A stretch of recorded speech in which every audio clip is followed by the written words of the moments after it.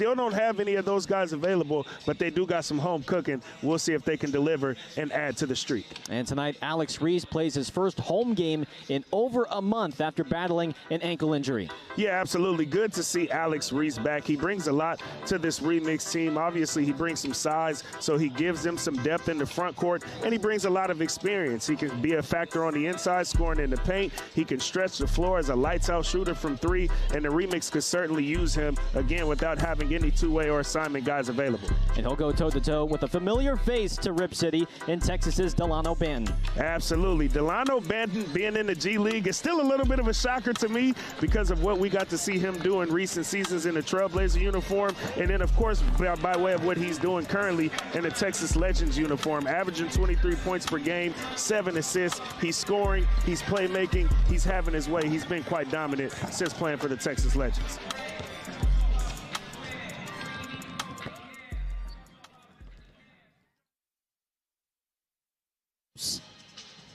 Hall and Edwards in the backcourt for Texas, along with Delano Banton. Jeremiah Robinson Earl just returned from a 10-day deal with the Mavs.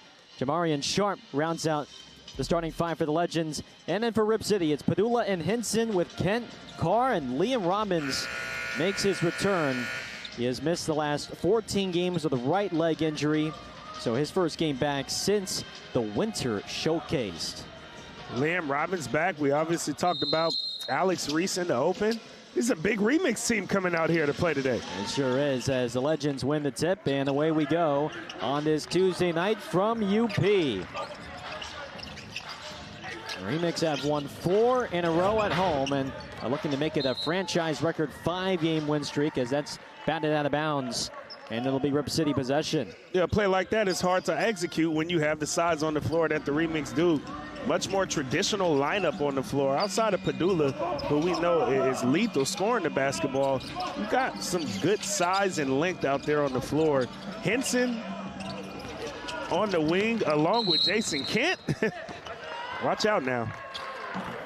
And not to mention for Texas, they have the tallest player in the G League in Jamarian Sharp, so they're going to really need that size to counter his length and his shot blocking ability. Hinson rotates it over to Robbins for 3. The offensive rebound to Kent. Ball did not hit the rim. Or maybe it did. They got the offensive rebound. Padula, though, misfires for 3. Padula knocks it away from the former Blazer, Banton. Hinson lets it fly for 3.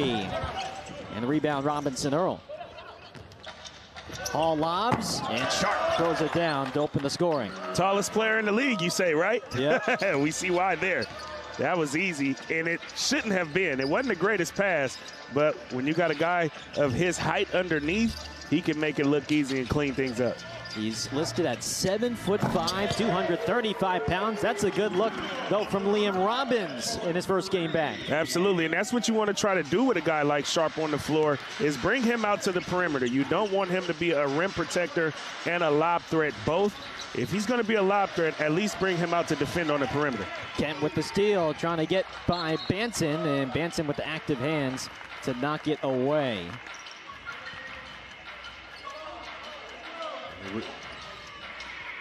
See it here.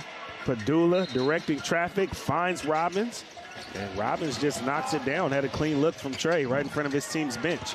Hinson curls off the Robbins 3, but misses from downtown. This is Sheldon Edwards tight-roping the baseline. Banton's been one of the best scorers in the G League. 12th in scoring coming in. Drives, stops, gets to the elbow, and knocks it down. Yeah, that was easy money. Stopped right where there was a soft spot in the defense and pulled up without a contest. Jason Kent launches and swishes home a 3. Jason Kent, dangerous from out there on the perimeter. A real good catch and shoot guy out there on the floor. He is such an X factor for this team. Yes, not he just is. Offensively, but defensively, it comes around with the hustle plays. All misses a layup. Padula, can he take advantage here? Robinson Earl rejects him from behind. Yeah, as you referred to Kent, though, I think he's really establishing himself as a 3-and-D guy at this level. Again, You saw what he could do with the catch-and-shoot three-pointer, but defensively, always willing to guard the best player on the opposing team. He's already got a steal in this game as is. He's a great defender. And then look at him. Still staying in the action, allowing the execution to be a success from the baseline out of bounds play. He has described himself as an elite cutter before during his college days and got the bucket there. Pedulla stomps, gets it over Sharp and hits. I've been talking about it so much with Pedulla, whether it be here. I was on the Blazers pregame show recently, and he just plays at his own pace out there. And defenses are just really struggling being able to stop him from getting to his spots and getting buckets. Our good friend Michael Holden called him, he has the swagger of a John Stockton. I'll leave that to Michael Holden, but as far as I'm concerned, the boy is playing with his own pace, and he's been lethal because of it. I'll just say he's not lacking for any confidence. No, that's for sure. I'll agree with Michael on that. Here's Banton with the shot clock winding down, pulls for three.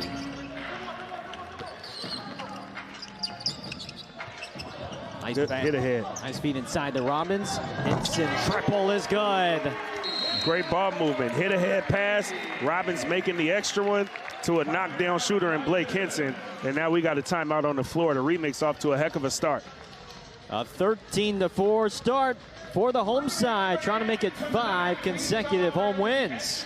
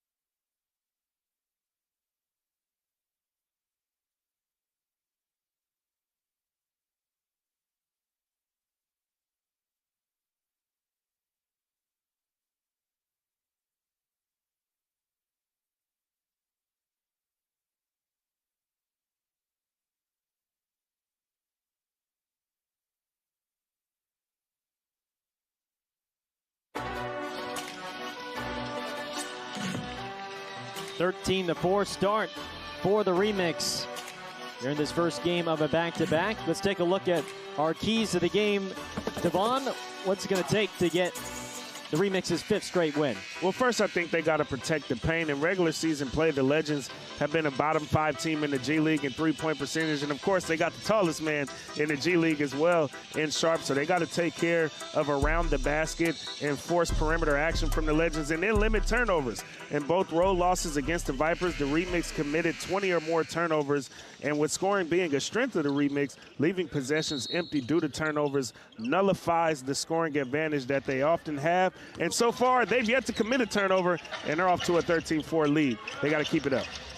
What was originally going to be 2 games in 3 days between these two sides changed to a back-to-back as Boone rips it away from Robinson Earl. We were going to originally play our first game yesterday. Off day would have been today and then Wednesday, but both teams facing difficulty flying out of Texas due to the severe weather. So that's why the game was postponed from yesterday to tonight. Hinson attacks, and a soft touch with the right from Hinson. Yeah, guys often aren't going to want to bump with Blake Hinson as he's coming downhill. He's quite the freight train. That time was able to get the deuce to go. Fadeaway J from Robinson Earl is good. I mean, you can call him a freight train, a locomotive. Really fits the bill, For sure. Whatever you want to describe him as, because he's got those big broad shoulders, and just when he drives down the lane, not many people want to guard him. No, not at all. Can't blame him either. Pedulla is face guarded by Robinson Earl. Carr to Kent. The shot clock winding down. Kent Backs it out to Carr. Catch and shoot three. Our officials for tonight, our crew chief is Catherine Chang. Banton attacks. Smooth finger roll for the former Blazer. I mean, yeah, he just ripped low. A nice low rip through to split defenders and then finger rolled at the rim, showing good touch. Padula seeking contact. We play on. Italo Araujo and then Caitlin Versosa round out our officiating crew for tonight. Mark Armstrong in the game for Texas. Attacks up and under. Finish. Oh, in and out. Was dancing on the rim. Yeah, he was dancing on his way to the rim, too. Nice move, just a tight lid. Hinton heaves it to Boone. Boone underneath, but couldn't get it to drop. Boone didn't know whether to pass or score it, but he was so open that he should have scored on that one. Instead, Banton scores the other way. Well, how about those strides and the glides from Delano Banton? He knows a thing or two about playing here in Portland. And already 8 points in the first quarter for Delano.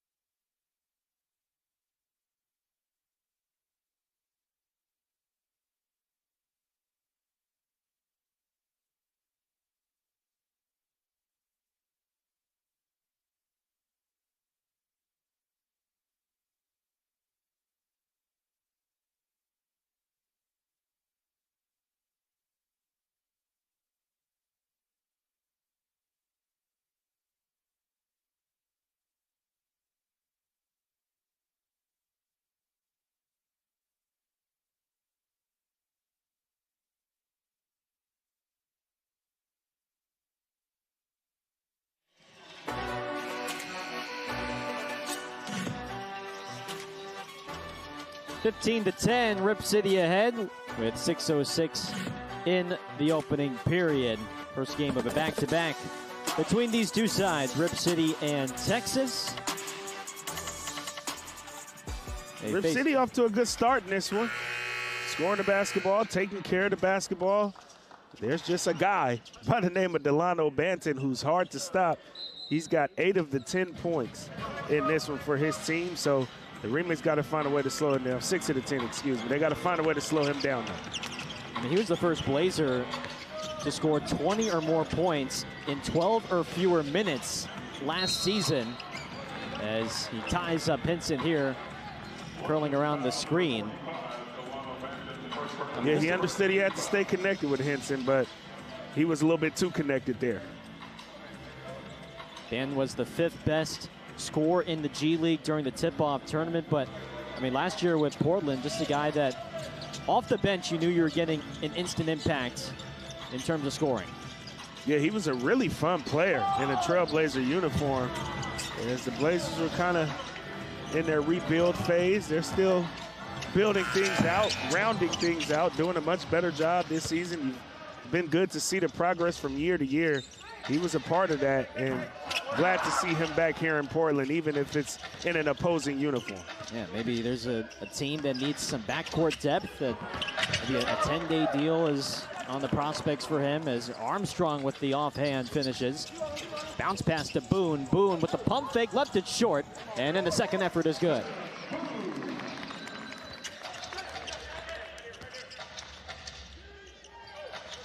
Someone that could, in the fourth quarter, just provide a bit of a closer for the Blazers last year in terms of scoring off the bench. Distributes here to Robinson Earl. Feed to Cross, who drives and takes it in to the 10. Yeah, good, strong baseline dribble drive and take there. And we got a one-possession game now. Vincent to Padula. Sizing up Robinson Earl and splashing from downtown.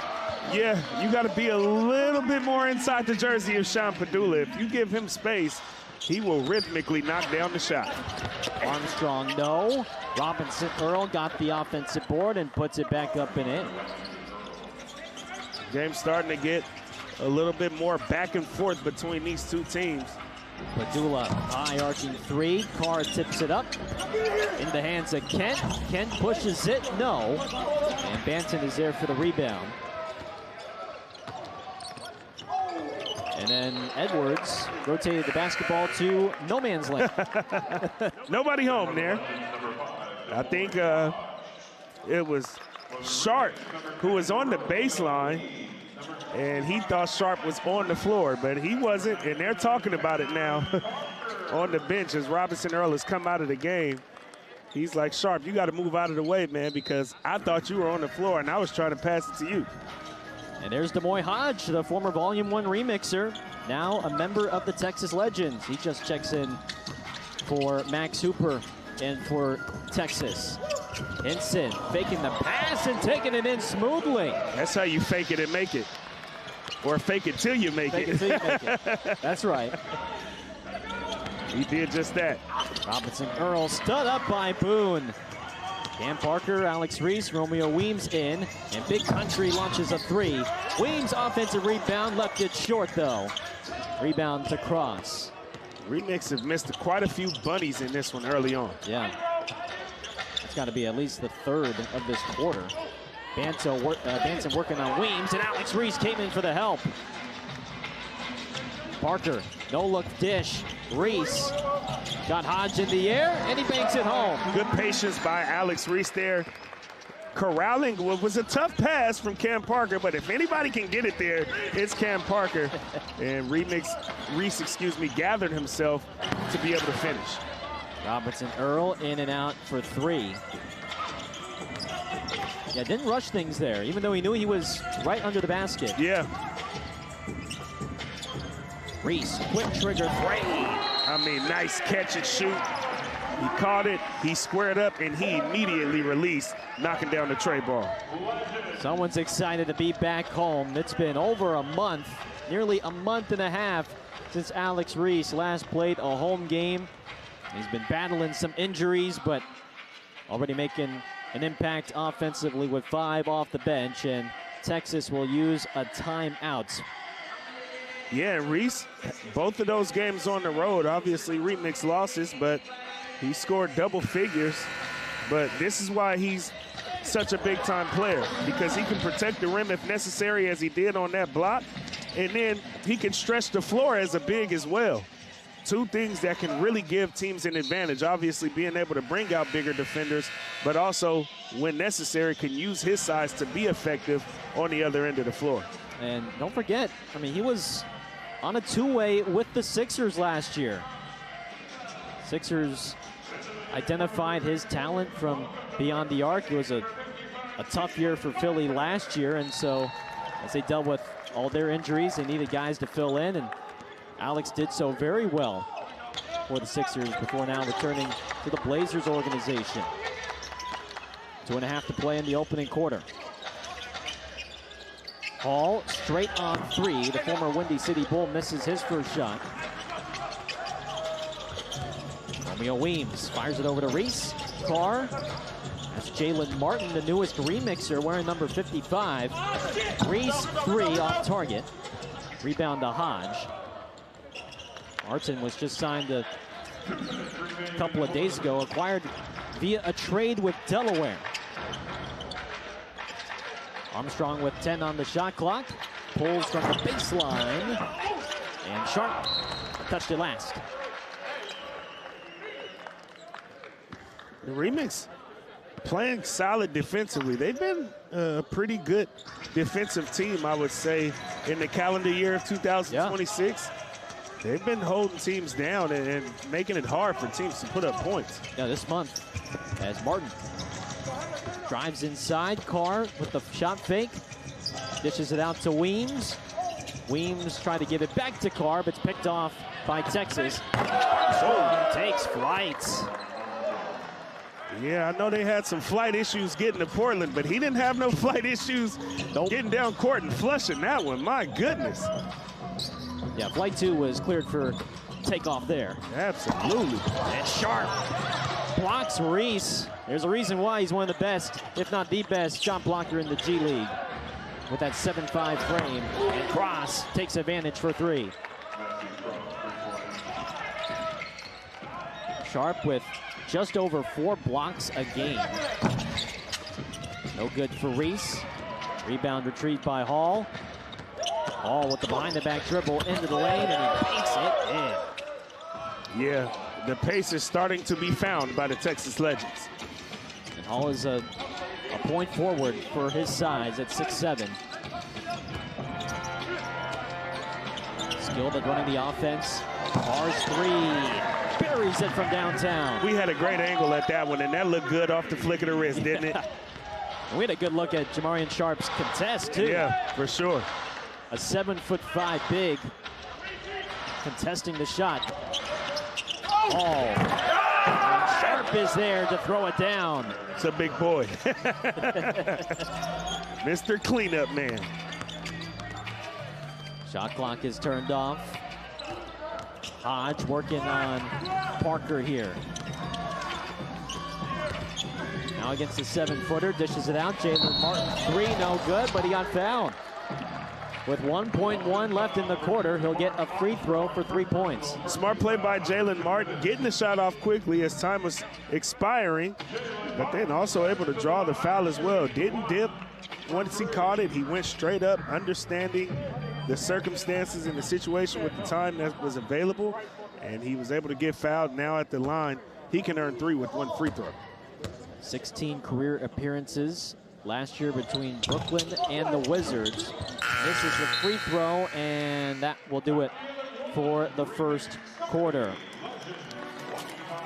Remix solid defensively. They get 30 points in the first as they go for their 9th win of the regular season.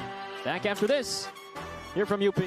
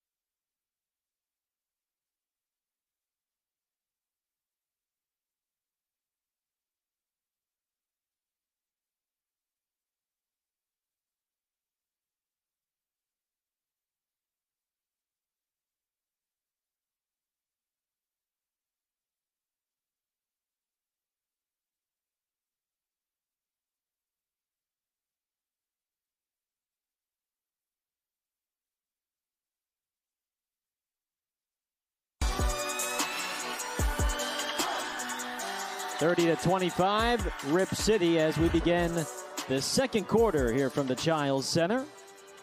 Along with Devon Pouncey, Gareth Kwok. This game was scheduled originally for Monday night. Both teams, though, unable to make it out of Texas. The Remix were on the road in Rio Grande Valley, and then Texas trying to make its way up here to Oregon. But weather has been problematic for everybody in the country, and particularly on the East Coast. Kent drives, bangs, and scores. Kent just always making the right play.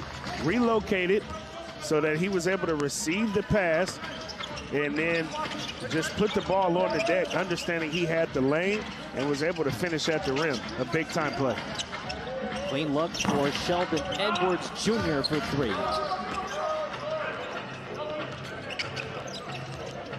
The Remix were scheduled to head back to Oregon on Sunday, but no flights available, so they had to take a bus from McAllen, which is where Rio Grande Valley is, to San Antonio.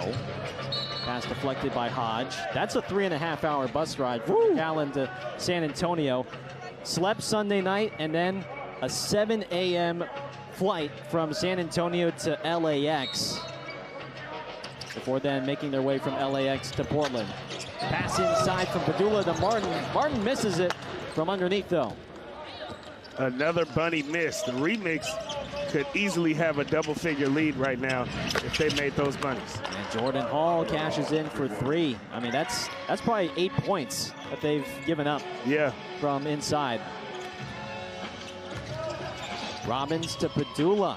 Padula working on Edwards and tries to go off the glass. Instead, will go to the line. Good cut there by Padula. Robbins able to find him. And then Padula had the defender hovering. Pump fakes, as you see there, 2 times really. And then finally goes up, able to draw the foul. Wanted it to drop, but instead he can earn 2 here from the charity stripe. Padula is an 82% free thrower. And he makes it a 6-point game. Well, we've also seen a couple of NBA games that have been postponed because of the weather. And you can only imagine it from the G League side, as Hodge will go to the line.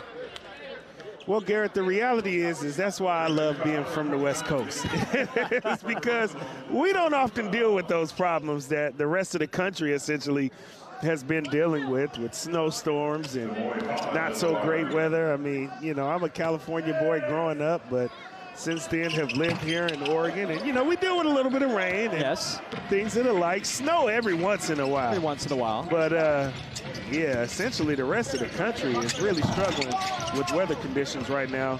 And that's not quite our issue. And I'm not mad about it. Well, I remember I think it was 2 years ago around MLK weekend. It was like a snowstorm here. And I think we were even wondering, are we going to be able to get this game in? Yeah, we tend to not know how to act when we do finally get some snow. Hall locks it up for Sharp, and it's taken away by Martin. Robbins then just whacked by Sharp. And I was just wondering, too, because I live in California, make my way up here, if I was even going to be able to get here safely with the temperatures down in the teens, and it's icy, it's windy. I mean, I would hate to be the pilot. Yeah, me too. That's why they get paid the big bucks. They sure do. Did you have any fun or, I guess, memorable travel experiences growing up or with your playing days? I mean, the funnest trip that I had planned was in college, being able to go play in Hawaii. Okay. Yeah, we played like 2 games, but we were there for like 6 days. Oh, it was beautiful. 2 games for 6 days. Are you sure you guys were there for work or for vacation? I didn't ask no questions. I just, you know, enjoyed the time because I was like, oh, we staying here for a little bit longer than I would expect us to only be playing 2 games. But again, why ask questions when you're in paradise? Yeah. Coach, just let me know what time I need to get there for the game. Exactly. I'll figure out the rest of my itinerary here. For sure. Was that in Honolulu? It was in Honolulu. Okay. I don't even remember who we played in Honolulu because I was just happy to be there. Yeah. You're enjoying the food, the culture, just the vibes were high. I was enjoying the vibes out there, man. It was around Thanksgiving time, so, things were cooling off here in Oregon especially. Yeah. It was beautiful. Robbins kicking it out, big to big connection. Card knocking down the corner tray. I mean, all these college teams now are going to Hawaii for their Thanksgiving tournaments, right? It's not a bad gig, I'll tell you that much. It is not a bad gig at all. And a few days in the sunshine. Kent's catch and shoot three, he swirls out. So we're just lucky to have both of these sides here in town as Carr is shoved. Robinson Earl is called for the foul. I mean, yeah, that was pretty blatant there. Pretty blatant. Robinson Earl was just on a 10-day deal with the Mavs. It's his third 10-day contract of the season. That one earlier with Indiana for the former second-round pick. Shot clock down to 8. Martin stepping through, and he's going to draw the foul. Yeah, a good job changing directions with the low rip, especially when you got a defender's hand extended towards you. It's a good, smart way to draw a foul, and he did just that. And the foul is charged to Townsend, as you see right there. So Martin to the line. He's still young, just 21 years of age, a former overtime elite product. He and former remixer Jason Gortman overlapped at overtime elite. Those are his first points with the remix since being traded from Delaware. 11-point lead for the remix. This is their largest lead of the half. Robinson Earl penetrates and floats it home. Yeah, that's a strong take. The remix got to apply a little bit more resistance on the dribble drive action. Boone to Reed, great dive, and the dunk for Alex. Great dive, great dime, great play. How about that execution from Rip City? Big Country with 7 off the bench. In his first home game back. Banton fades, and he's earning a trip to the stripe. Yeah, Banton realizing the remix starting to gain some momentum here and says, let me take things into my hands real quick because I'm capable of doing so. If there's anybody that can bring the game back into his hands, Delano Banton is your guy. You mentioned top 15 in scoring in the G League, but he also leads the league in free throws made. 82% from the stripe. Well, that free throw sure looked good there, didn't it? Yeah. Felt like pressure didn't exist. But somebody that can draw the contact and just kind of slow the game down and will a team back in. Cross lobs it for Banton. Banton attacks, blocked by Boone. Ball under the baseline, and it's picked up by Rip City. How about the block from Caleb Boone? Hinson juggles it to himself. What do you know, Blake Hinson? He couldn't handle the initial pass from Cam Parker, but fortunately the ball went up straight in the air, and he was able to time it, corral it, go up quickly, and put his team back up double digits. Just as he drew it up. Banton hanging, and he gets the roll. That boy is good at basketball, folks. If you didn't know, now you do. Delano Banton is out here hooping. He's got 10 now, first legend in double figures. Parker to Hinson, guarded by Banton. Backing him down, fading, and hitting. I like that, Blake Hinson.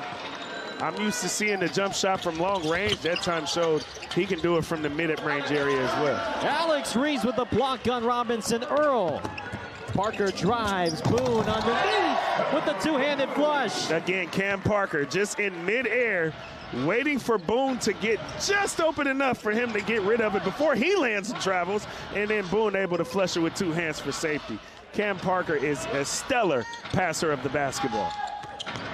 Armstrong pulls elbow J. And once Cam Parker gets the ball, you better be ready to go. But he is looking to find you. And he finds Alex Reese for an open three. Come on now, Rip City. Bang, bang, bang. the remix are starting to turn up here at home. They've been cooking around these parts, and they're chefing right now.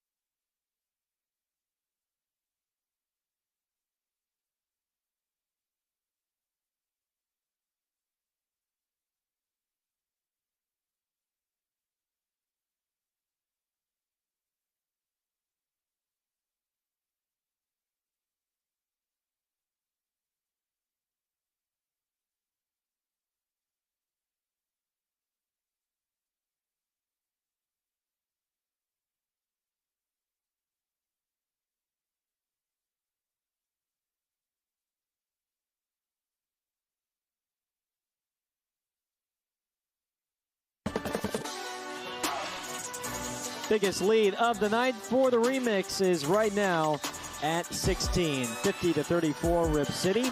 And fans, we remind you that on Sunday, February 15th, the NBA G League's top players will be on display during the NBA G League Next Up game presented by AT&T. And you can vote your favorite remixers to All-Star Weekend in Los Angeles. Go to NBAGleague.com/vote. Blake Hinson, certainly a candidate to be selected for the Next Up game, and for reasons like this. Look at him, backing down, fading, releasing at the top of the jump per usual, and that jump shot is silky smooth. Way to knock it down, Blake Hinson.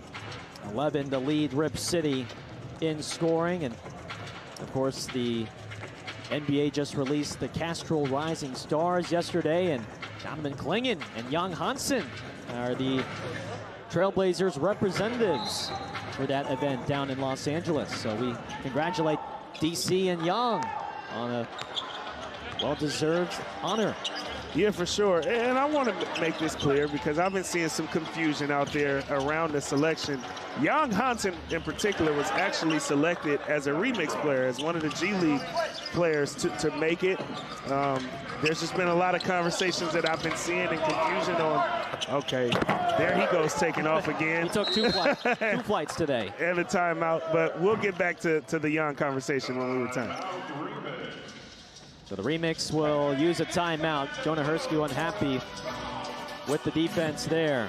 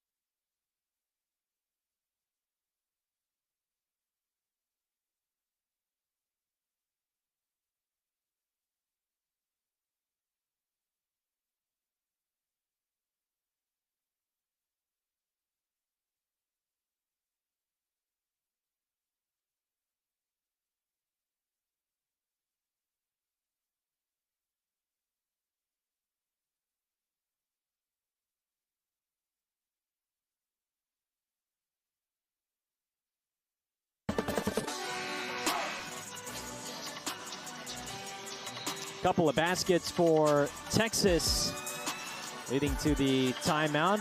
50-38 Rip City with 5:18 to play in the first half. Well, we were talking about All-Star Weekend coming up, and the Blazers with a couple of representatives for the Castro Rising Stars Challenge. Last year it was Bryce McGowens and Toumani Camara.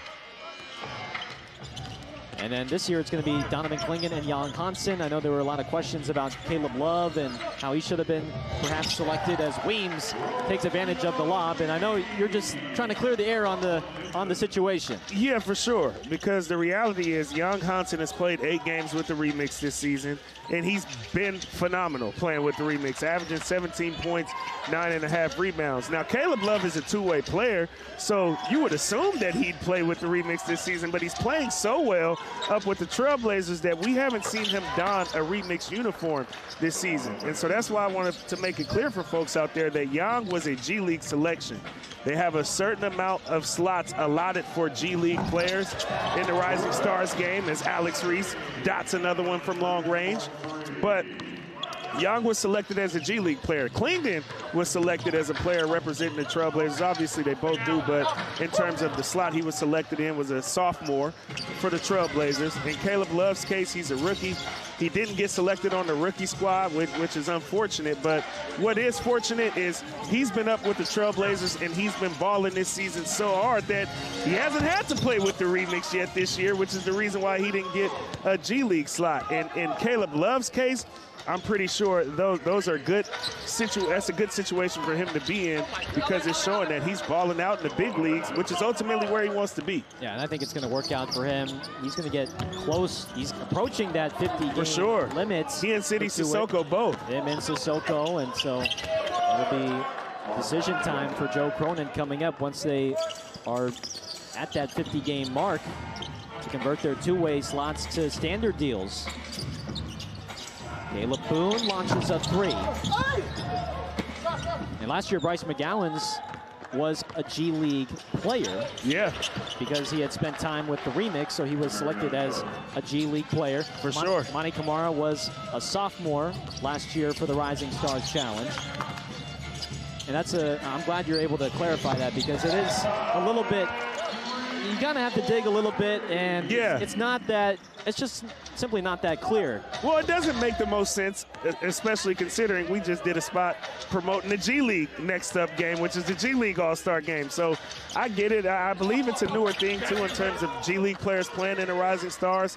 That concept hasn't been around that long, but to make it plain for you guys, Young was selected as a G League pick, and quite frankly, he earned that because he balls out when he's playing here in the G League. Cross lobs, and Sharp, yeah, you're not defending that. Not at all. Not at all. So another timeout for Rip City. Down by as much as 16 in this first half, and they've whittled it down to 10 with 2.5 to go. I mean, I don't think he has to jump. Yeah, I mean, you really just didn't have to lob it. You just get it to him, and you know he'll take care of the rest down there. It's almost weird to lob it up to him in a way, because he's so tall and his reach is so long when he extends. We've seen him already make a bad alley-oop pass look good because of his length out there. So I think as a guard, sometimes you got to make a decision on whether to lob it up because he's taller than everybody else, or just get the ball to him and let him take care of the rest because he's taller than everybody else and he'll get it done. He's 7'5" with a 7-foot, 7-inch wingspan. Woo! He wears a size 18 shoe, and when he was at Ole Miss, he was the tallest player in college basketball. 10-point cushion for the Remix. Approaching the 2-minute mark of the half. Padula gets around the Reese screen. Trying to get past Armstrong. Backs him down. Gives it to Carr for 3. And that's what that length does too from Sharp. It is tough to get it over him. Banton attacks. Dump off Cross. Cross defers to Robinson Earl. Armstrong steps back for 3 and hits. That's a tough shot. Armstrong is having a solid game so far for the Legends. averaging 19 a game over his last 5 for a guy that usually averages just 12 a game. Carr splits the defense and takes it in uncontested. Easy money. The Red Sea parted, and Austin Carr able to flush it because of it. What a regular season Andrew Carr has had. He's almost doubled his scoring output, more efficient from the field, and he's collecting boards super easily.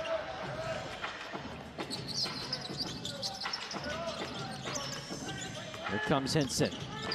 He's got the height advantage on Armstrong, trying to take advantage, but left it well short on the floater. Cross to Sharp. Short corner Jay, way off. These two sides will meet again tomorrow night as part of a back-to-back. They split both games last year down in Texas. Padula to Carr, catch, shoot, 3, around and out. Hinson fighting, but it's Sharp who comes away with it. And Texas. I just knew that Hinson had that rebound there, but Sharp's arms are so long, he was able to just tap it out of Hinson's hands and end up getting the rebound for himself. Shot clock down to 6 for Armstrong. Has the matchup on Carr, steps back for 3, no good. Rebound to Hinson, some time to get a shot off. Blake to the free throw line, jumper is good. That's good money, Blake Hinson. That's how you end the half. So a good way to end the half for the Remix. Texas got it down to within 9, but the lead is up to 11 thanks to that Hinson J. Halftime here in Rip City. We'll be right back.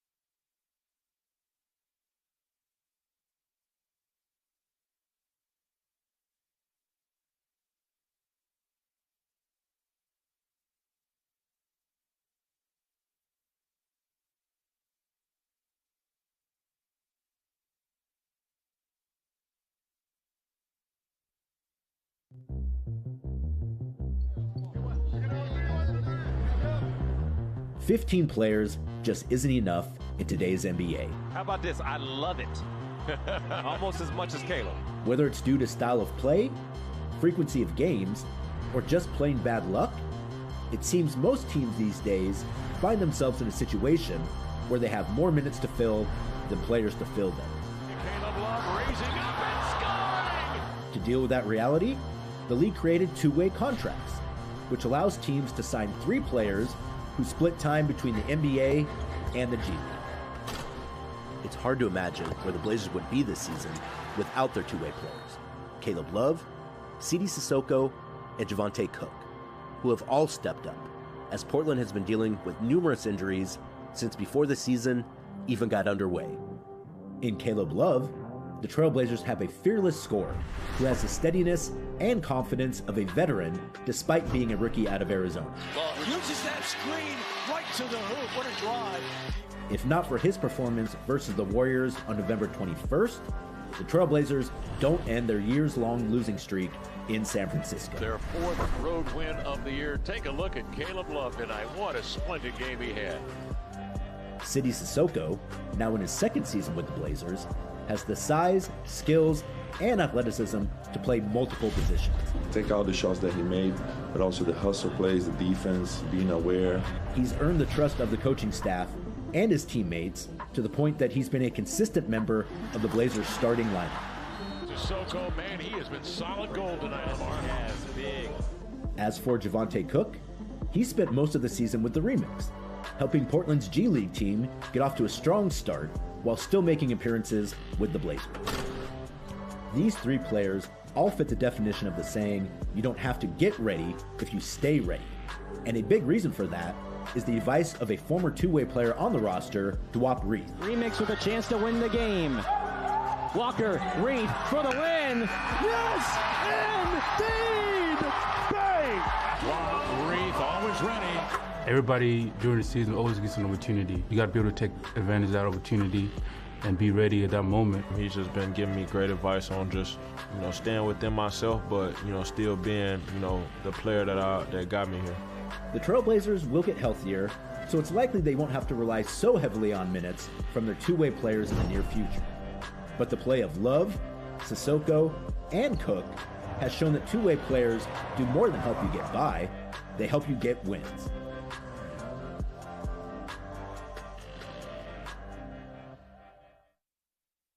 This copyrighted broadcast of the NBA G League may not be retransmitted, reproduced, rebroadcast, or otherwise distributed or used in any form without the express written consent of the NBA G League.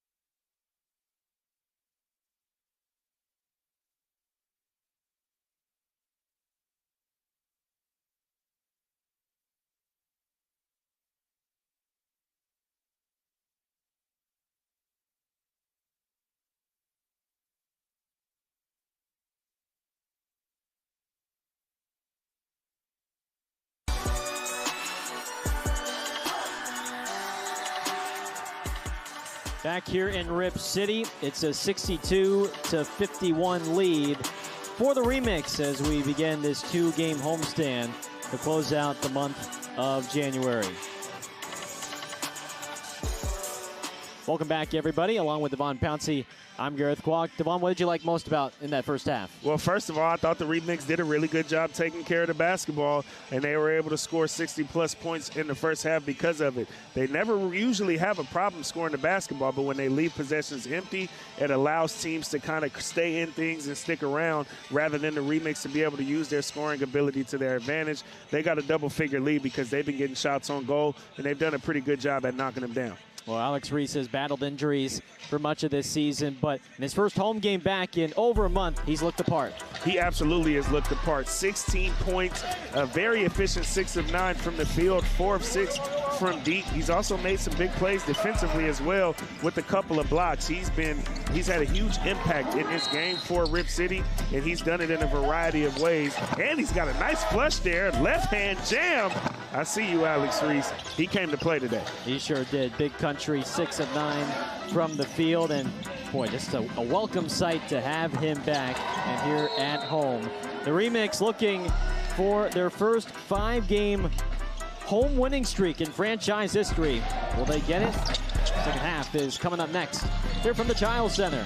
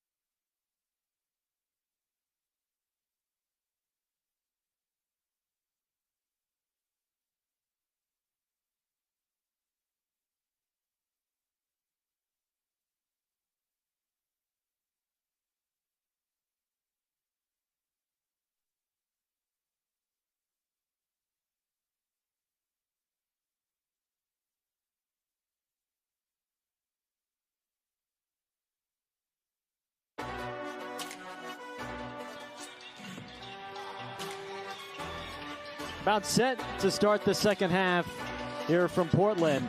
62-51 Remix, with Rip City looking for its 5th consecutive home win.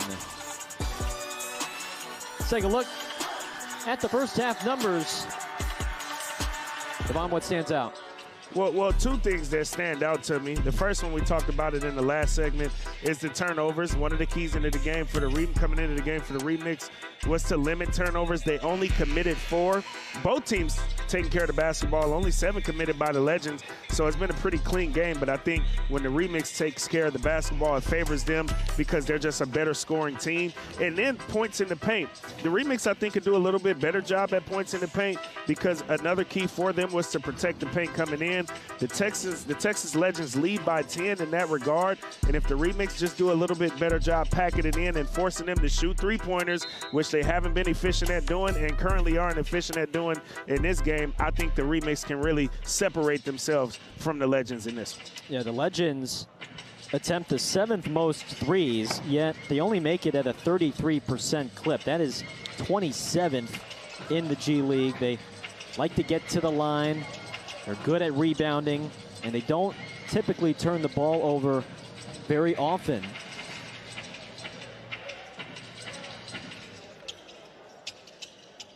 Remix also adjusting to life without Dylan Jones, who is now a New York Knick. He signed a 2-way deal with the Knicks last week, and we congratulate Dylan and thank him for his contributions to the Remix family and to the organization. Yeah, huge congratulations to Dylan Jones. As Blake Henson, that looked good, but unable to knock it down, just a little long. But in terms of Dylan Jones, a huge congratulations to him. That's what it's all about, playing at this level. He was able to earn a 2-way deal, and although he'll be missed in the Remix uniform, especially with his playmaking ability, I think the Remix kind of struck lightning in a bottle. They got really lucky because you've seen the improvement of the guy who has the ball in his hands right now, Sean Padula. So when you talk about Dylan Jones, who is in more of a point guard role, to be able to essentially replace him with Sean Padula, it's not a bad deal for anybody. Obviously, the 2-way deal definitely ain't bad for Dylan Jones, but now Padula being able to take on a bigger role as the point guard for this Remix team with the way he's been playing, I think the Remix can still keep things rolling. And we saw it too with Jones with each and every game here at the Chiles Center. As Henson rises, and that is going to be waved off. Offensive foul on Blake as he took a hard fall. Taking his time to get up. I think he's just catching his breath down there. But you mentioned the playmaking. I think his three-point shot also improved a lot since the start of the year. Agreed. So you combine the playmaking, his ability to rebound well for his size, and an improved three-point shot. I think that made it more attractive for the Knicks when looking at him as a potential 2-way option. Edwards for 3 is in and out. And to your point about Padula too, and his development coming at a good time. Yes. Coming at a really good time because Padula has established himself as one of the best scoring guards in all of the G League. And so to see his development, his improvement, that time able to be a playmaker, kicking it to a stretch big, and Robbins was able to knock down the three-pointer. But just when you look at Padula, he doesn't have to be as crafty as maybe a Dylan Jones was, because I think Padula is just more of a natural scorer. But because of that, he draws defenders, and he's able to kick when necessary. And if he's not drawing defenders one-on-one, good luck guarding him. Yeah, and we've seen him do a better job, too, against one-on-one defenders. But there you go, right on cue. Right on cue, Pounce. Better send some bodies at that guy. He's got 9 now to go along with 4 assists. 14-point lead for the Remix. Hall hangs, misses. Henson the rebound. Remix can run. Henson faking, driving, scoring! Fake it till you make it yet again. We've seen Henson have a play like that in the first half. He said, hey, I can do it again in the second. Another steal, another turnover. Henson to Robbins for 3. Rebound to Robinson Earl, and Max Hooper, head coach for Texas, is going to use a timeout. Fast start to this third quarter for the Remix. A 7-2 starts for Blake Henson.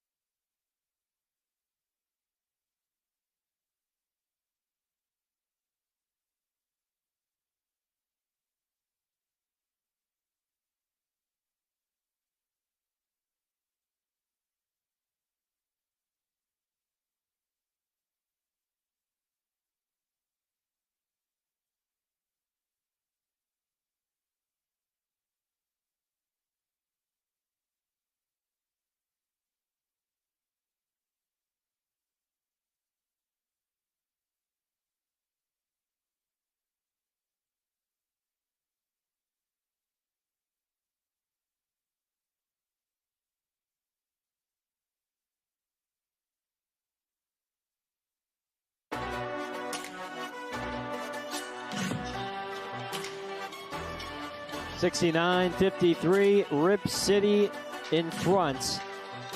They are 3 of 6 to start the quarter.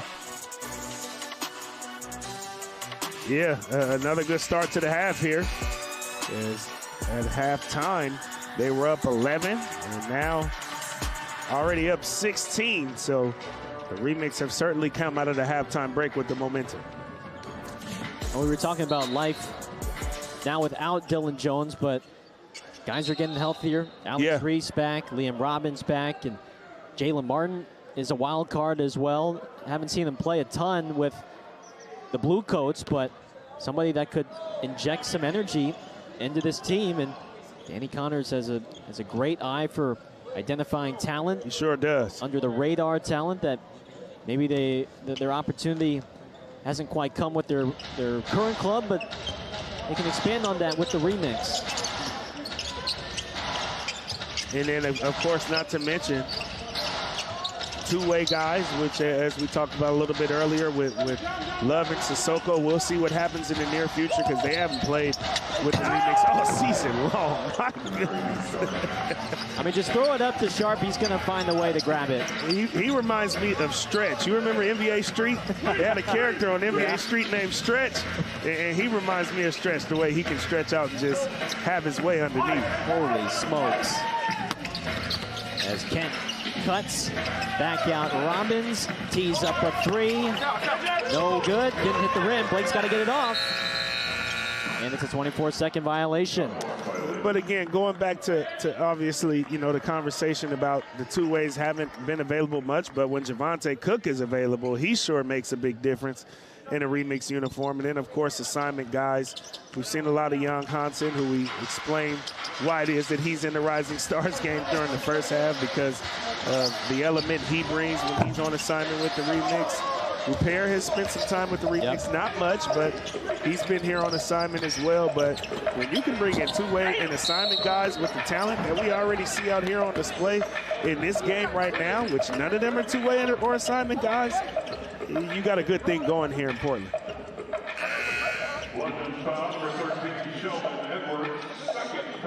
Hinson will go to the line after the foul by Edwards. I think the Remix this year especially, and we've talked about how each and every year has been so important to the development of the two ways and some of the young guys, especially in that first year when Chris Murray and Ryan Rupert were rookies. Yes. And just kind of getting their feet wet, but especially with a guy like Young and of his potential. This is where the Remix comes into play. And again, this wasn't the case several years ago before COVID.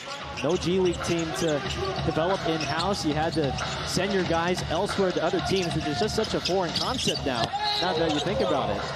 And that's why I think people should have some patience with Young Hansen. I think we're privileged because we get a front row seat at how good he can actually be when he is playing on assignment with the Remix. And I know obviously with the Blazers, you know, he's getting acclimated still with the Portland Trail Blazers, but as a first-round draft pick, some of the hype that comes with him as well, you know, folks expected him to come out right away and probably play at an all-star caliber level, or maybe just have flat-out unreal expectations for him as a young rookie in the NBA, but he's got some tools. We get to see it quite often when he's on assignment here with the Remix. The tools are there. He's just got to adjust and get acclimated to playing in the big leagues. And once he's able to play at his own pace up there, his skills will take him a long way. And speaking of tools, yeah. He's got a deep toolbox. He sure does. Doesn't matter if he's pulling for 3, mid-range game, and how about that up and under finish just a minute ago. Carr stops, hangs. Kent gets Robinson to fly by, and he's trying to dunk it down on Cross, but he's going to the line. Kent wanted a poster to hang up on his wall tonight. I mean, we've seen one already. Yeah, we have. That last homestand, that was vicious. That would have been up there as well. Yeah, he stretched out for sure, but it wasn't going to be so easy to get a poster this time around. Max Hooper will use a timeout, and he wants to challenge the foul at the rim on his forward cross. So we'll take a break. We'll take a look when we come back here from UP.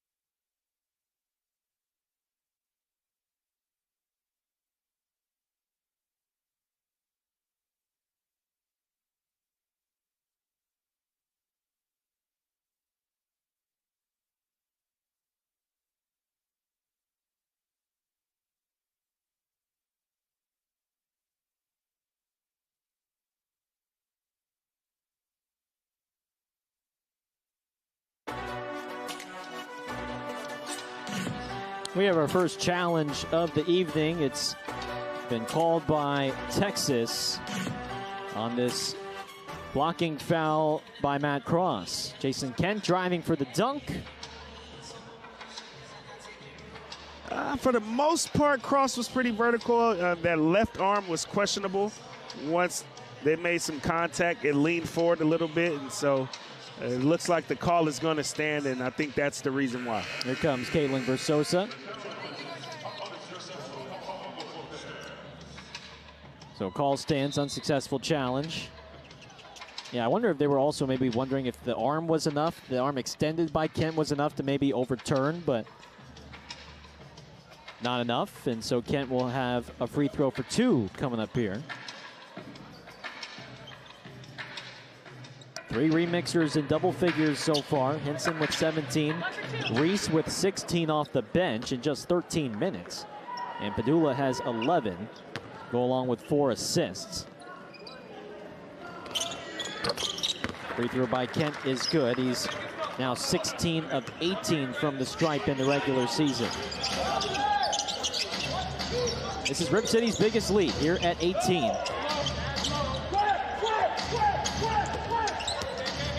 Danson trying to create on Kent. Pushes it out to Hodge. Swing it to Cross, who misses badly. Gets his own miss. Shot clock winding down. Danson heaves. And it's long and strong, picked up by Carr.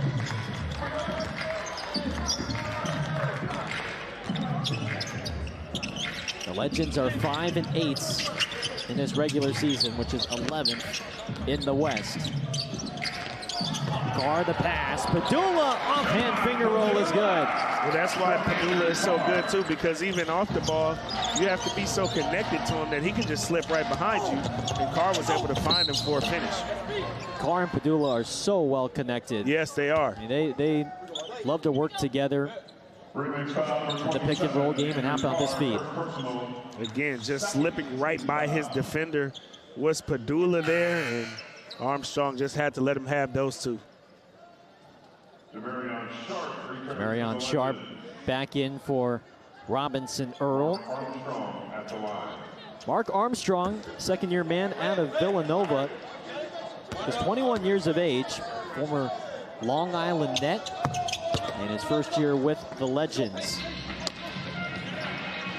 He's a former top 100 recruit back in his home state of New Jersey. Someone who modeled his game after Dame Lillard and C.J. McCollum when he was younger. Vincent is trapped, and Jonah Hersku called timeout just before perhaps a jump ball. Smart timeout call by Jonah Hersku there. It's what you call staying alert as a head coach. And I think it is something to take note of is the Legends are starting to extend their defense a little bit more. Now, things got a little bit feisty the last time we saw a team come in and try to do that in the Memphis Hustle. It got feisty? It got feisty, but again, Memphis Hustle was a team that didn't win a lot of games. They lost a lot. They were down when they started to kind of play that style of basketball. Currently, right now, the Texas Legends are down 18. They got to figure out a way to become an irritant to this remix team who clearly has a rhythm and flow right now. And so you're starting to see Armstrong press up a little bit more on Padula out on the perimeter. And I think that's part of the reason why we recently saw the play where Padula was able to slip by Armstrong and Carr was able to find him. But pressed up out there is Armstrong on Padula. And we also saw Blake Hinson sort of be trapped there, forcing Coach Jonah Hersku to call the timeout. They're going to start applying more pressure, the Legends are. Carr trying to get it right back from Armstrong after the miss, and we have a loose ball foul on Carr.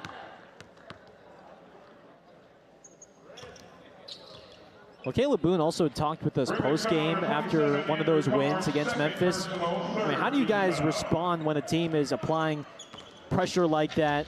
I mean, there was a scuffle at one point, 5 to 6 technical fouls, and you know, he admitted that, hey, we got frustrated at one point, but we just couldn't let them play their own game against us. And I think just the ability to take a deep breath for the remix during that series was huge. Yeah, absolutely. And I talked about it. a huge key is to be strong and play forward under those circumstances, because what you'll start to find is if they're not having you play on your heels, you'll actually have numbers on the backside of the defense, whether it's because they're too pressed up, a guy can slip behind a defender, again, using that Karim Padula play as an example, or if you're being flat out double teamed like Blake Hinson was, if you're able to release it and get rid of it because you're playing strong, now you got 4-on-3 on the backside of that trap, and you got numbers, and you should be able to take advantage with that being the circumstance. So you still got to play strong and play forward and be just a little bit more intentional about doing so, because you can really have a huge advantage on the back end of the pressure if you do so. I thought that was such a good learning experience, those 2 games against Memphis. I agree wholeheartedly. And Boone soars and scores with a putback slam. Show him you can get up there, Caleb Boone. That's how you touch the sky. Well, you mentioned Jamarion Sharp is Texas's cleanup guy. Caleb Boone, you can call him for cleanup anytime. For sure. For Rip City. Always soaring in for the putback slams. Oh my, Blake Hinson. Oh, from downtown. No one around. He's a daredevil from out there. And there's a reason for it, because he's got range like that. That one was from Vancouver. Blake Hinson with 20 points, 10 rebounds. It's a double-double for Blake. Banton on the drive, lefty layup is good. As long as he's in the game, he'll always have an answer. Sean Padula right past Sharp, the 7'5" big man. Too easy. I mean, he just probed and left Sharp stuck in the mud and was able to right by him for 2. That was a nice move from Sean Padula. Banton drains home the 3. Delano Banton has 23 in his first game back in Portland. D.B. Hooper, as they called him here in Rip City. Caleb Boone spots up for 3. And the rebound tracked down by Sharp. Here come the Legends. Banton sidesteps into the lane and scores. Give him now 25. Yeah, he still got it, folks. He still got it. Yeah, I wouldn't be surprised if he lands a 10-day deal somewhere. He's just too good. And same with Sean Padula. Padula with 18 now. Again, pressed up on him was Armstrong. He rejects the screen from Weems. And now Armstrong trying to overplay. My goodness, Delano Banton. Can I explain myself here before you score yet again? You had to blow a kiss to the crowd first.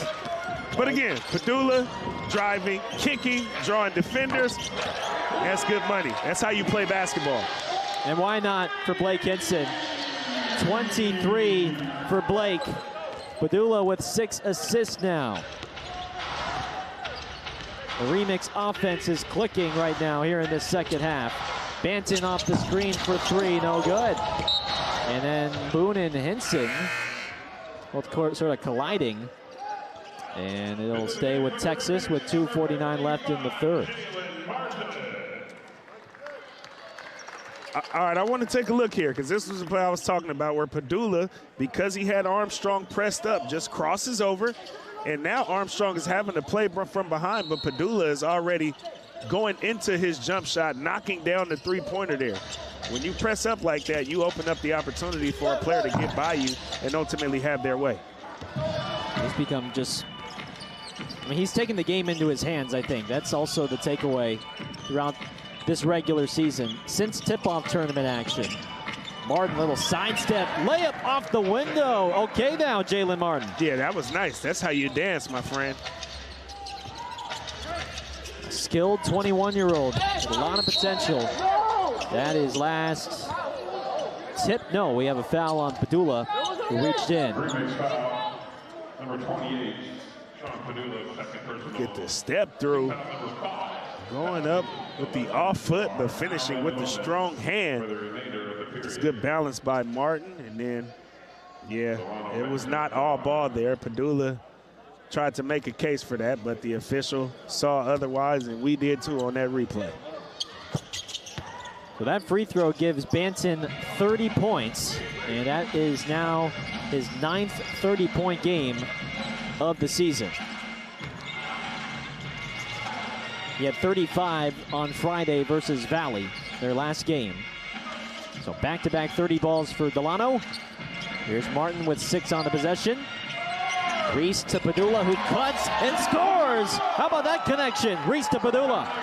And again, I think the floor spacing is just impeccable from the Remix right now because they have so many guys that can make plays on the perimeter that can stretch the floor, and also because the Legends are pressed up defensively and they're getting caught slipping.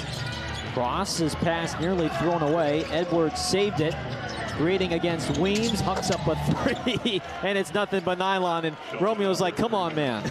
Come on, man. Like, really? Yeah, he got that one to drop, but it went way up there first before it did so.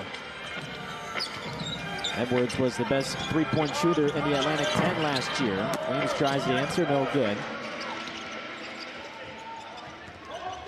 Approaching a minute left in the third. Banton spinning, drawing the contact. This is what he does best. I mean, he's having a monster game right now, and he is the player keeping his team alive. He's got 30 points right now in this basketball game. His team's down 15, and you can see he's a little tired.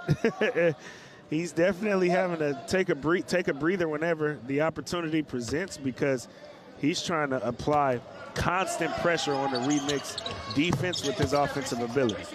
I sort of forgot how tall he is, too. For a guy, like, he's listed at 6'8". Big guard. Yeah, he's a big guard who's very skilled. Parker's feed to Weems. Weems to Reese underneath, and then it's batted out of his hands by Hall. Here comes Banton on the drive off the glass. Couldn't finish. Carr with the defense. Martin to Parker. Otherway Cam with 7 assists off the bench. Weems corner tray. Rebound to Ben. Could they go 2 for 1 here? Weems knocks it out of his hands. Legends basketball with 31.7. Biggest lead has been 20 in this game for Rip City.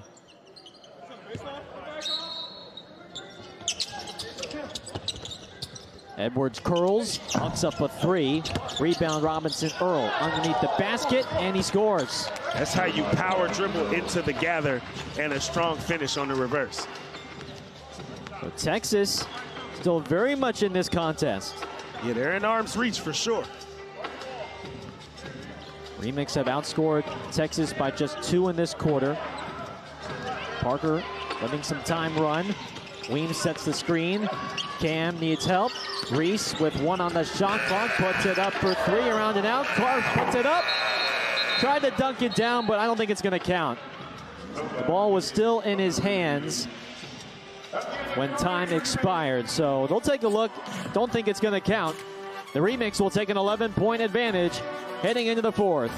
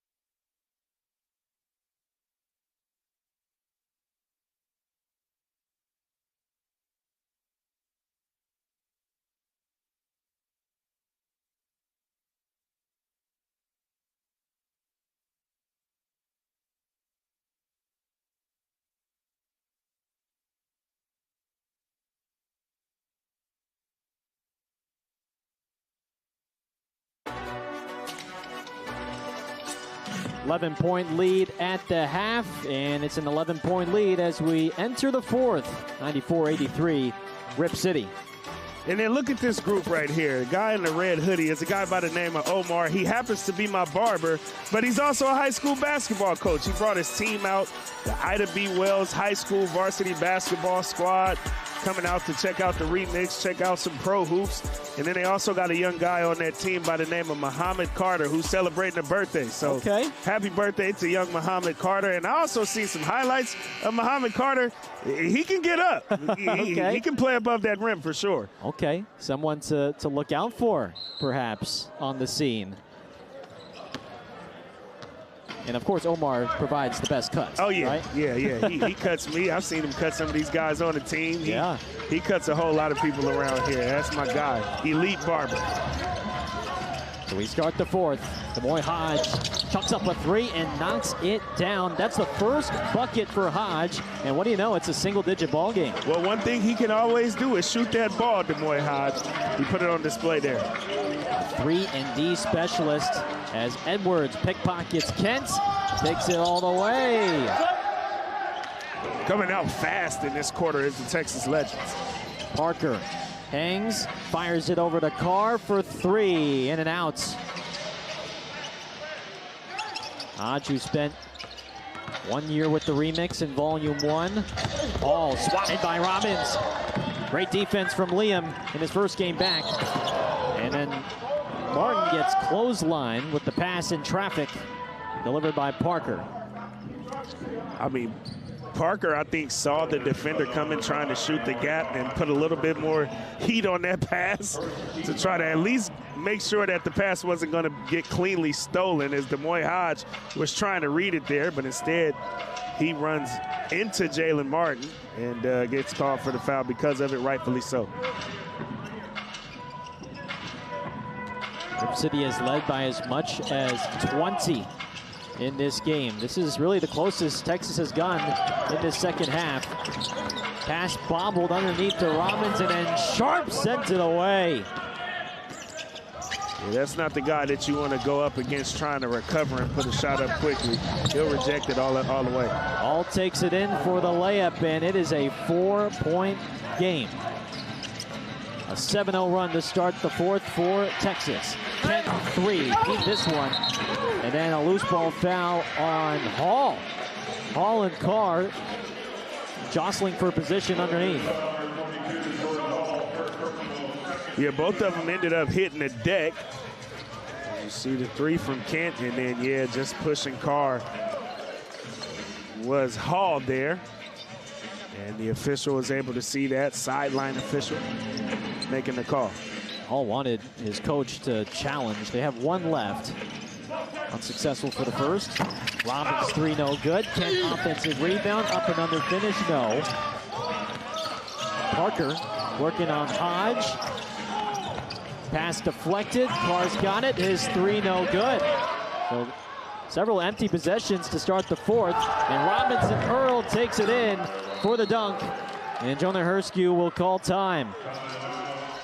Yeah, the Texas Legends, they aren't planning to go away. And the remix have got to finish strong here.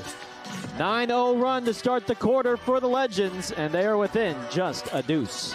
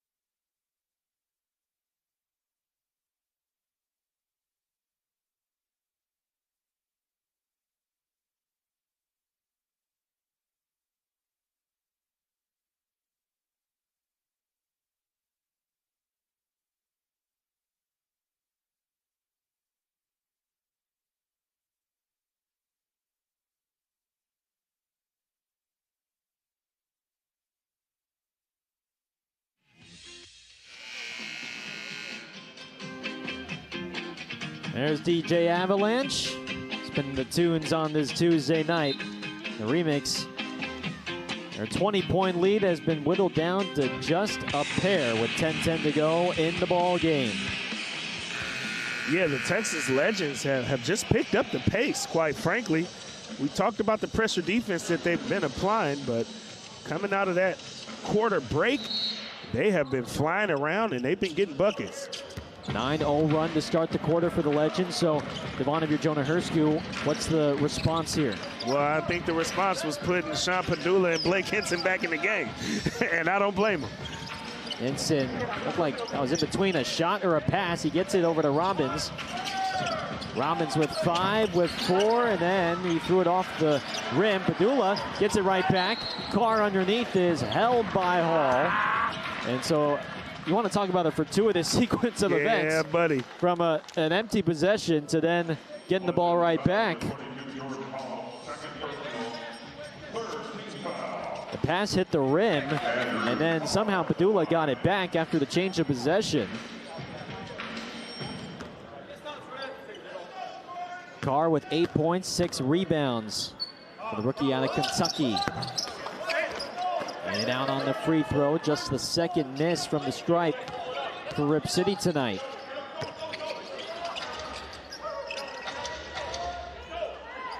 Two to tie, 3 to take the lead for Texas. Shot clock down to 4. Robinson Earl to Hodge. His 3, no good.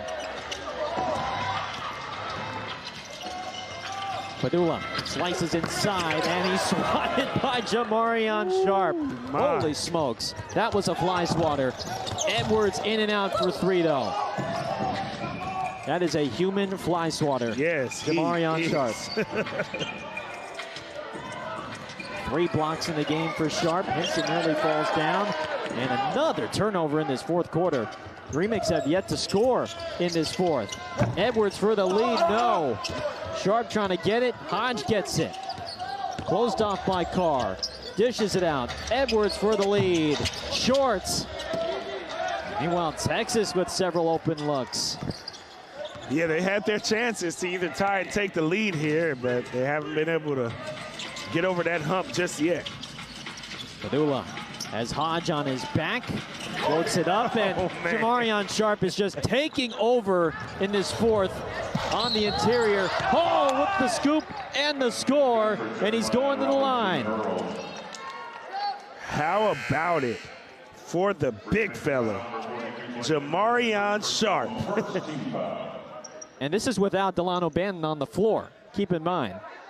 I mean, defensively, he has just taken over this game. He's got 5 blocks, 5 of them. I mean, and again, we've seen about 3 of them here in this quarter. 3 of those 5 have been in this fourth quarter, and they're converting off of those blocks as well, which has gotten them right back in the game, and now they got the lead. And this is Texas's first lead since 1 minute into the game. 95-94. It is a 12-0 run to start the quarter for the Legends. How will Rip City respond? Pedulla with the 7-footer on him. Tries to launch it over him. Edwards the rebound, and Texas can continue on here. Sharp under the basket. That one almost nearly went in. But Pedulla cuts him off from behind, and it's a foul on Sean. Yeah, Pedulla getting called for the foul underneath. And quite frankly, it's because he was underneath. I mean, look at the size discrepancy there.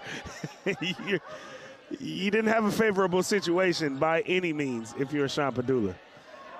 So now Banton checks in. Boy, how about these non-minutes, these non-Banton minutes for Texas to take the lead, and now you got Banton on for maybe the rest of the game. Edwards for 3. He's 1 of 10 from downtown. Shoots at a high volume. Martin, his turn against Sharp. Gets stuck in the air, and he throws it away. Again, the Sharp impact there defensively led to the turnover. The Remix are thinking twice before attacking Sharp. They sure are. And now it's Hall's turn, working on Padula. Jump stop, fade away. Jay left it short. Tell you what, Texas has gone on this 12-0 run, but this easily could be a 20-0 run. Yeah, it could. Martin drives, and then Sharp reaches in. I mean, the Remix have not scored in this quarter. Because they can't get a shot off without getting it sent back to where it came from. Return to sender has been what we've seen all quarter long because of the guy who got called for the foul there, Jamarion Sharp.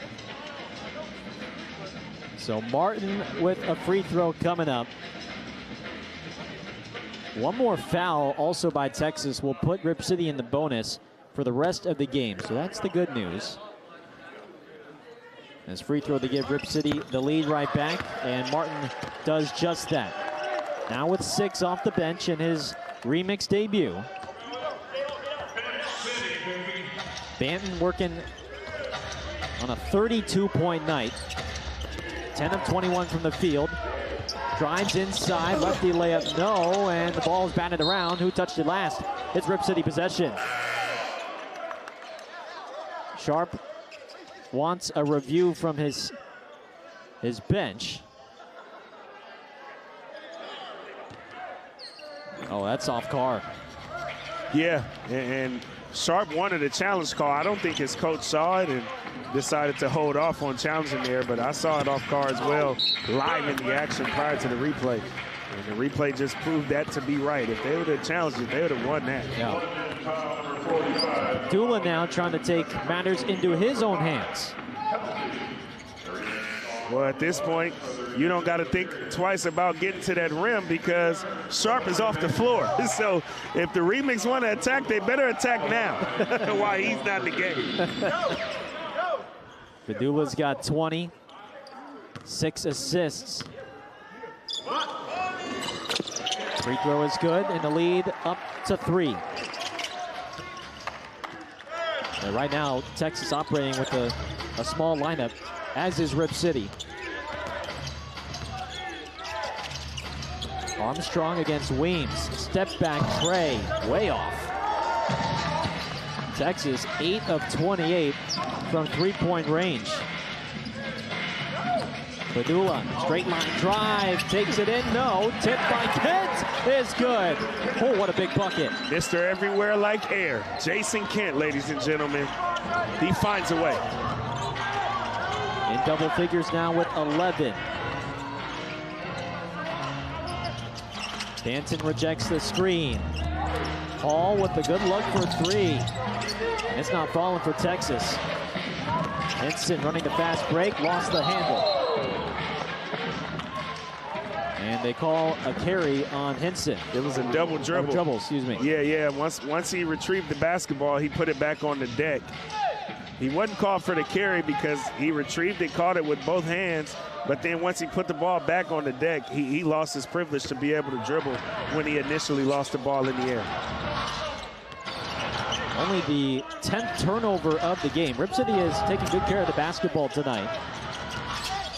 Banton is ripping through, gliding into the lane, and he gets tripped up. He's so good, man. 32 points in this game. He is a baller. There's just certain guys, I mean, you just tell by their movements, right? The way they go about their business. Yeah. And Delano Banton is one of those guys. Yeah, he's got a knack for scoring. Again, we saw that with the Blazers. He had plenty of games, and he's got a knack for exploding to the rim. My goodness, Armstrong. How about that finish off of 2 feet? But in Banton's case, we saw him have big scoring nights with the Trailblazers because he just has a knack for it. And so it's quite easy for him to score at this level. Padula gets pushed from behind, and he'll go to the line. Yeah, he wanted an opportunity to finish that one and go to the line for a 3-point play the old-fashioned way. As he felt like he should have finished that one, and once he missed, you see him with a little bit of a frustration clap there, knowing that he should have got that shot to drop to try and make this a 3-point play, but he can still earn 2. His free throw to give him 24 points. I think a lot of Remix faithful and us also can speak for this, but we hope Delano gets another opportunity up at the association. He deserves it. I mean, he's too good for this level. Trying to work here on the defense. Dishes it out to Armstrong. Corner three is good. Armstrong is pretty darn good himself, I tell you. He's having a huge game. He had 20 points on Friday, 21 now today. And it's officially a clutch game. Padula with a running start on Sharp. Looked for contact, didn't get it. And the Texas can perhaps retake the lead. Yeah, there was quite frankly no advantage there for Padula against Sharp. Ben to Robinson Earl, his three is good. And the Legends lead 103-102. We got a good one here. This is some good G League action happening in Portland, Oregon right now. The Legends were down by as much as 20. Weems, can he answer? Yes, he can. Yeah, he said, I got that corner three-pointer in my bag too. Romeo Weems with a big hit to retake the lead for Rip City. His first three of the night. He was 0 of 5 before that shot. Banton skips inside. Hodges three, no. And a loose ball foul on Rip City. The foul is on Kent. That's his fourth.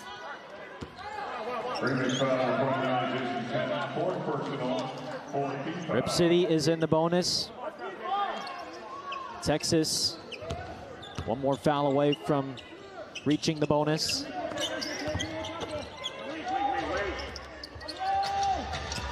Armstrong stops, pops, can't get the bounce.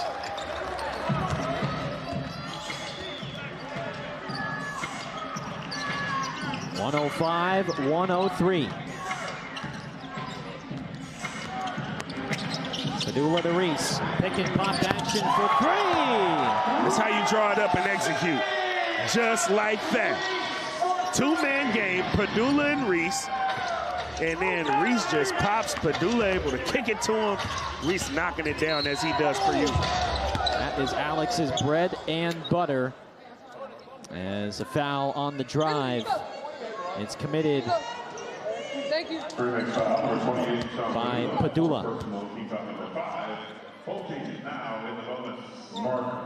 How about Alex Reese in this game? 19 points, 7-11 from the field, 5 of 8 from deep. He's played a big one.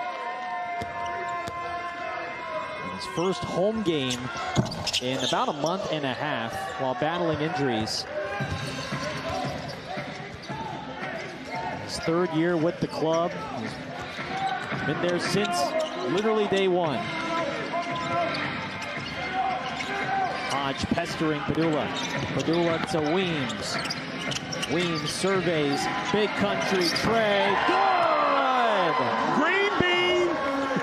Green bean! And he's got something to say about it. 22 off the bench for Alex Reese. His 6th triple of the night. Couldn't have come at a better time. Robinson Earl, Hodge loads up, and he buries a three. This Legends team refuses to go away. Padula trying to save it. Weems back taps it, and it's last touched by Rip City. Timeout on the floor. Buckle up the seatbelts, folks. 2:12 to go, and we got a fun finish set up here at UP.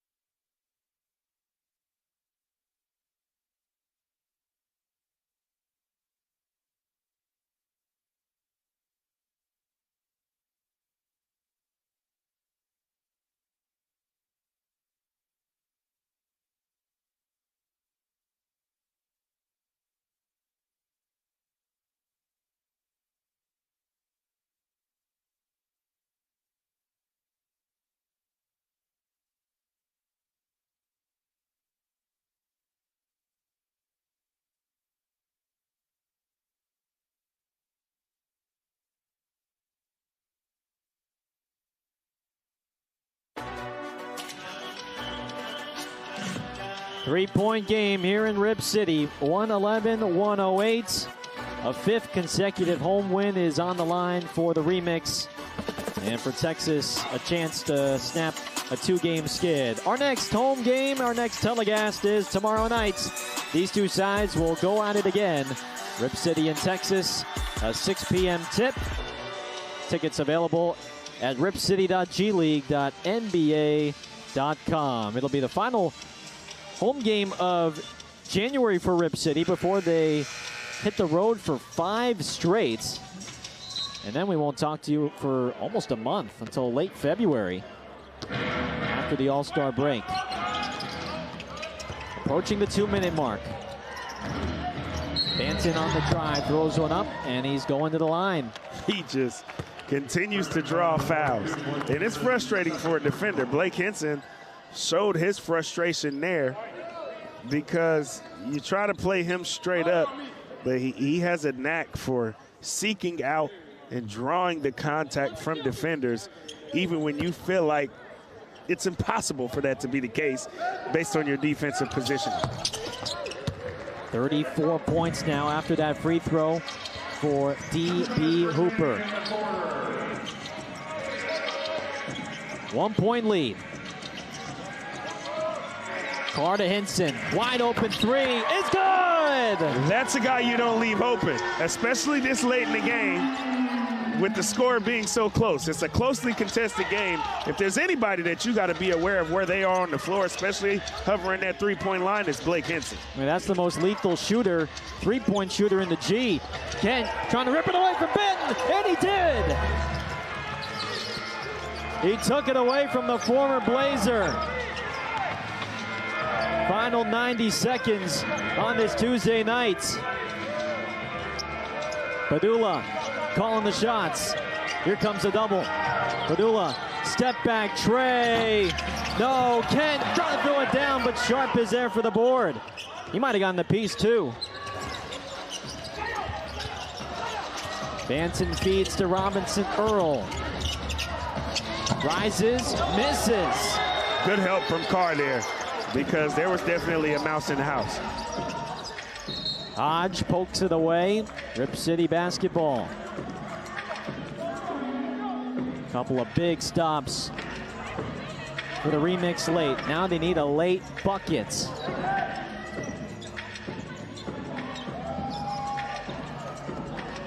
Hodge face guarding Padula with 6. Padula tried to drop it off to Kent. It's turned over. Here comes Banton. Pass deflected. Can Carr save it? He stepped out of bounds. 34.6 left in regulation.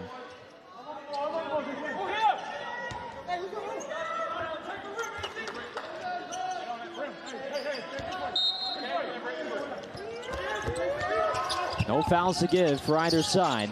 It's Armstrong for 3 in the corner. Offensive board, Robinson Earl. Hodge triple is good.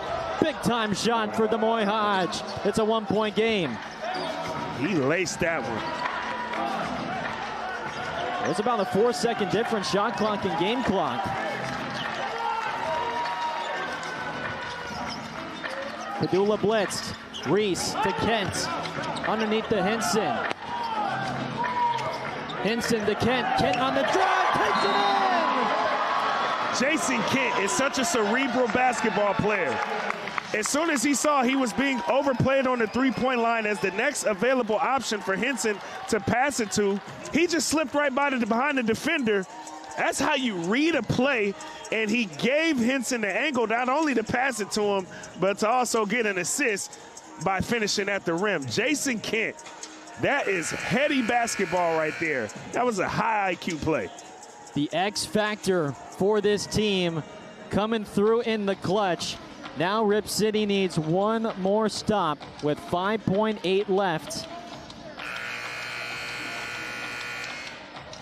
Now, I know a key coming into this game was protect the paint. Well, now a key on this last possession is guard the 3-point line. Don't give up any easy threes. Really try not to give up any threes at all. If they get by you and get to the rack and score, they can have it. Time's not on their side. guard the three-point line here and now, and don't foul on the three-point line, but guard up out there. Well, I was going to say, is they have 5.8. Is there enough time to maybe sneak in a foul? Both teams are in the bonus, or are you playing it straight up? I'm playing it straight up, and the reason why I'm playing it straight up is because I don't want them to – they're expecting to get fouled too. They're going to try to look for a foul here, and if they get fouled shooting the three-point line, they can go to the line, shoot three free throws, force them to make a three-pointer. They're not a good three-point shooting team. They're 12 of 35 from three-point range. Texas needs a three to send this game to overtime. Hodges' pass deflected, gets it right back, and there's the foul by Pedulla. That was smart, obviously, because of the loose ball first and foremost. And if there is a guy who's dangerous from the perimeter, it is D'Moi Hodge.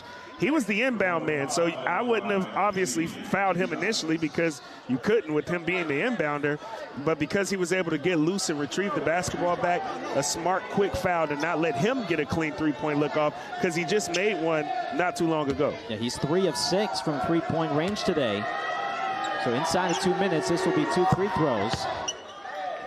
Now for Texas, does Hodge miss this free throw perhaps? Only 4 seconds to work with. Boone is going to come in for size. What does Hodge decide to do here? He makes both. Remix will use a timeout. 4 seconds left. Blake Hinson with 26 points, 12 rebounds. Pedulla with 24 points. Alex Reese, 22 points off the bench. You got to find a way to get Pedulla open here, get the ball in his hands, force them to foul him, and believe in him to knock down 2 free throws. He's a perfect 3 for 3 from the free throw line in this basketball game, and he's the guy who I would try to get the ball to. But obviously everybody's got to be prepared for the basketball because they're going to try to send bodies his way, potentially try to steal a pass quickly, get a quick shot off. But they're probably expecting Pedulla to get the basketball because it's the guy who should get it. What a fight from Texas. Down by as much as 20. Reese, Kent, Pedulla, and Hinson on the floor. Carr gets it into Pedulla. Hodge commits the foul. Only 0.8 elapsed. So 3.2. And 2 big free throws coming up for Jean Pedulla. Pedulla at the line, shooting 2. Texas is out of timeouts. They do have a reset timeout, which allows them to advance the ball into the front court without huddling. In and out on the first. That's not how you drew it up.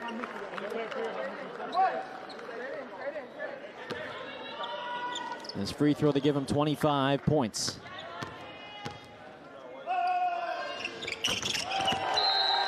So it's a 2-point lead. Max Hooper uses his reset timeout, and Texas can either tie or win the game with a 3.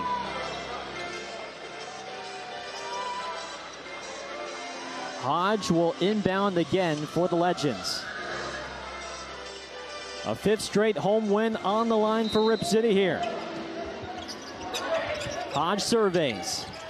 Gets it into Banton. Banton for the win. No! And that's the ball game. Take the L out of Lover. This game is over, and the Remix got away with one. That was a good basketball game all the way around. Both teams came to play today. I enjoyed being able to call that game. Those that are here, I'm sure enjoyed being able to witness it. These two teams came to play today, and the Remix are able to keep the home win streak alive. The former Blazer had a decent look to win the ball game. And a good job not fouling there by Sean Pedulla. He did a really good job staying as connected and as close as he could to Banton, and he was able to defend without fouling. Banton not able to knock it down. The Remix are victorious. 117-115, the final. And Alex Reese joins us here post-game.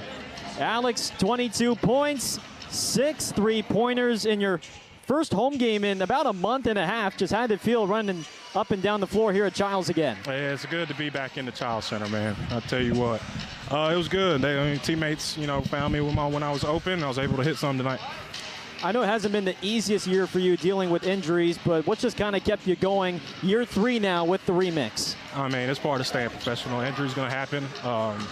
Just bouncing back from staying in shape, eating right, and trying to at least. And, it's just part of being professional. You got to bounce back. You've had 3 really good games since you've been back with the Remix. Couple of solid games on the road, a really good game here tonight. What was it that you were able to take away from being able to watch the game from the sidelines for the amount of time that you did to be able to come back and play the way that you're playing? Just continuing to learn. My teammates was a big thing, learn the system. It's different this year and over a few games into the season now, but just being able to be in the right spots and just help my teammates out whenever they need. Alex, I know it's a long couple of days traveling, but it's good to have you back home, and we'll see you back here tomorrow. All right, now, I appreciate you guys. You know it. Yep. Alex Reese joining us post-game, and boy, what a big performance for him. Big performances from Blake Hinson and Sean Badula, and the Remix have now won 5 in a row here at home, Devon. Yeah, they tend to like it around these parts, playing in front of their home fans, and who wouldn't? A good environment to play in, a fun place to play, and they tend to show up and show out here at home. Lost a couple of tough ones on the road, so of course they wanted to be able to bounce back from that after having played so well prior to that, and I think they did a good job bouncing back. And what was a really good, closely contested, competitive basketball game from both of these teams. The win for Rip City marks the team's first 5-game win streak at home in franchise history. That's going to do things for us here from the Childs Center. For Devon Pouncey and the rest of our crew, I'm Gareth Kwok saying so long. Remix victorious 117-115, and we'll be back at you tomorrow night for the second game of this back-to-back. But until then, enjoy the rest of your Tuesday, and so long, everybody.